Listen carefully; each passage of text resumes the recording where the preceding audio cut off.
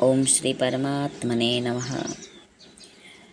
આ શ્લોકમાં ભગવાન કહે છે કે પોતાના ઈષ્ટ હોય એનું યજન પૂજન થતું હોય એના દ્વારા મનુષ્યોની નિષ્ઠાની જાણ થાય છે. તે હવે આજના શ્લોકમાં બતાવે છે. તો ચાલો આપણે આજનો શ્લોક જોઈએ. આજનો શ્લોક છે શ્રીમદ ભગવદ્ ગીતા અધ્યાય 17 શ્રદ્ધાત્રય વિભાગ યોગનો શ્લોક ક્રમાંક 4. શ્રી ભગવાનુવાચ યજન્તે સાત્વિકા દેવાન યક્ષરક્ષાંસી રાજસાઃ પ્રેતાન ભૂતગણાંશ્ચાન્યે યજન્તે તામસા જનાઃ. શ્રી ભગવાન અર્જુનને કહે છે, સાત્વિક માણસો દેવોને પૂજે છે, રાજસી માણસો યક્ષ અને રાક્ષસોને, તથા બીજા જે તામસી માણસો છે તેઓ પ્રેતો અને ભૂતોને પૂજે છે. રામસુખદાસજી મહારાજ સાધક સંજીવનીમાં વર્ણન કરે છે, આપણે સમજીએ. યજંતે સાત્વિકા દેવાન. સાત્વિક એટલે દૈવી સંપત્તિવાળા મનુષ્યો દેવોનું પૂજન કરે છે. દેવો 5 કોટીના દેવો છે. મુખ્ય વિષ્ણુ, શંકર, ગણેશ, શક્તિ અને સૂર્ય.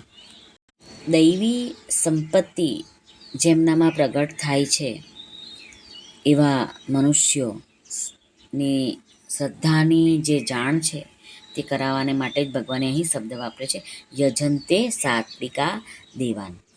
આ ઈશ્વર કોટીના દેવતાઓ છે એમાં પણ સાધકોની અલગ અલગ શ્રદ્ધાઓ હોય છે. કોઈ ભગવાન શંકરને પૂજે છે તો કોઈ ભગવાન વિષ્ણુના અવતારો રામ, શ્યામ, ઘનશ્યામને પૂજે છે. વળી કોઈને ગણેશમાં શ્રદ્ધા હોય છે તો વળી કોઈને ભગવતીમાં પરાંબા શક્તિમાં શ્રદ્ધા હોય છે. કોઈ સૂર્યને પૂજે છે.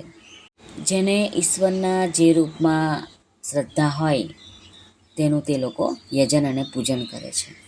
અહીં રામસુખદાસજી મહારાજે 33 કોટીના દેવતાઓ કયા છે તો કહે છે કે 12 આદિત્યો, 8 વસુઓ, 11 રુદ્રો અને 2 અશ્વિની કુમારો. આ 33 પ્રકારના દેવતાઓનું નિષ્કામ ભાવથી પૂજન કરવું એ પણ યજંતે સાત્વિકા દેવાન એમ માનવું જોઈએ.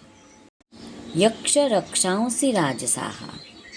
રાજસ મનુષ્યો યક્ષો અને રાક્ષસોનું પૂજન કરે છે. આ બંનેને પણ દેવયોનિમાં જ ગણવા જોઈએ. મહારાજ કહે છે કે યક્ષોમાં ધનના સંગ્રહની પ્રધાનતા હોય છે અને રાક્ષસોમાં બીજાઓનો નાશ કરવાની પ્રધાનતા હોય છે. પોતાની કામનાની પૂર્તિને માટે અને બીજાનો વિનાશ કરવા માટે રાજસ મનુષ્યો યક્ષો અને રાક્ષસોનું પૂજન કરે છે. આગળ ભગવાને કહ્યું ને કે પ્રેતાન ભૂત ગણાંશ્ચાન્યે યજન્તે તામસા જનાઃ. મહારાજ કહે છે કે તામસ મનુષ્યો પ્રેતો અને ભૂતોનું પૂજન કરે છે કે જેઓ મૃત પામેલા છે, પ્રેત એને કહેવાય છે. પ્રેત યોની એટલે આપણા પોતાના પૂર્વજોને ના સમજવા જોઈએ. આપણે બધા પૂર્વજોનું જે કર્મ કરીએ છીએ, એમની પૂજા કરીએ છીએ, તો એમને તો પોતાનું કર્તવ્ય સમજીને જ આપણે કરીએ છીએ. નિષ્કામ ભાવે પિતૃઓનું પૂજન કરીએ છીએ. એ તામસ ના ગણાય એમ મહારાજ કહે છે. તો તામસ કોણ ગણાશે? જેઓ પિતૃઓને સર્વોપરી માને અને પોતાના ઈષ્ટ માને છે તથા પિતૃઓ ઉપર જ નિષ્ઠા રાખે છે. એવા લોકો પિતૃલોકમાં જાય છે પરંતુ પછી એની આગળ એ જઈ નથી શકતા.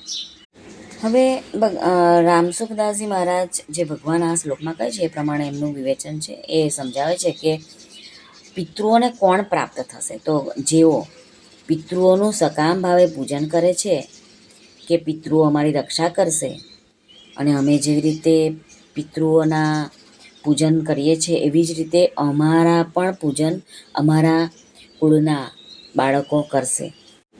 એવા ભાવથી જે પિતૃઓનું પૂજન કરે છે તેઓ પિતૃઓને પ્રાપ્ત થાય છે. આપણે બધા જે કરીએ છીએ પિતૃતર્પણ, શ્રાદ્ધ, તો એ જે કરીએ છીએ એનાથી આપણે પિતૃઓને પ્રાપ્ત નથી થતા. પણ જેઓ પિતૃ ઋણથી મુક્ત થવાનું પોતાનું કર્તવ્ય સમજે છે અને એટલા માટે જ નિષ્કામ ભાવે પિતૃઓનું પૂજન કરે છે તેઓ પુરુષો તો સાત્વિક શ્રેણીમાં ગણાશે. પ્રેતાન ભૂત ગણાઉશ્ચાન્યે. આપણા જે પિતૃઓ છે તે બીજાઓના માટે ભૂત છે અને બીજાઓના જે પિતૃઓ છે તે આપણા માટે ભૂત છે. પિતૃઓની પૂજા કરવી તામસ નથી, પરંતુ ભૂતોની પૂજા અહીં ભગવાને તામસ બતાવી છે એમ મહારાજ કહેવા માંગે છે, આપણને જણાવવા માંગે છે. શ્રી કૃષ્ણાર્પણમસ્તુ.